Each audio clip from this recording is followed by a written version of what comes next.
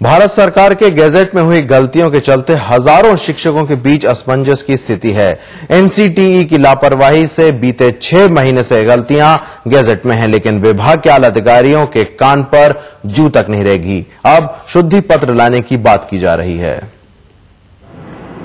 इस गजेट में छपे एक एक शब्द की बड़ी कीमत होती है, लेकिन इसमें अंग्रेजी में कुछ लिखा है और हिंदी में कुछ।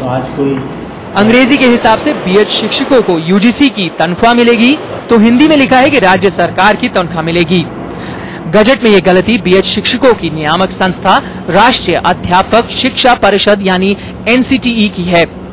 वो भी इसीलिए है कि इसको ठीक से सोच करके इन लोगों को इस लेवल पर ही सुधार देना चाहिए था।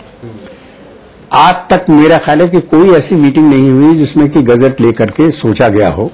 गजट में छपने के बाद ही कोई नियम कानून की शक्ल लेता है, लेकिन एनसीटीई को इस गलती का पता नहीं चल पाया। अब शुद्धि पत्र लाने की बात हो रही है। और नोटिफिकेशन जब जाता है तो हिंदी वर्जन और इंग्लिश वर्जन दोनों जाते हैं साथ साथ। इंग्लिश वर्जन के साथ जो हमने हिंदी वर्जन देखा, उसमें 1 या 2 जगह कुछ मामूली सी डिस्क्रिपेंसी पाई गई। भारत सरकार के सबसे महत्वपूर्ण और वास्तविक दस्तावेज में अगर गलतियां हो तो इससे बड़ी चूक और कुछ हो नहीं सकती है, और इस गलती के कारण हजारों बीएड के शिक्षकों में असमंजस की स्थिति है। देखना दिलचस्प होगा कि एनसीटीई अपने इस गजट में कब तक सुधार करती है। नई दिल्ली से रविश रंजन शुक्ला, एनडीटीवी इंडिया के लिए।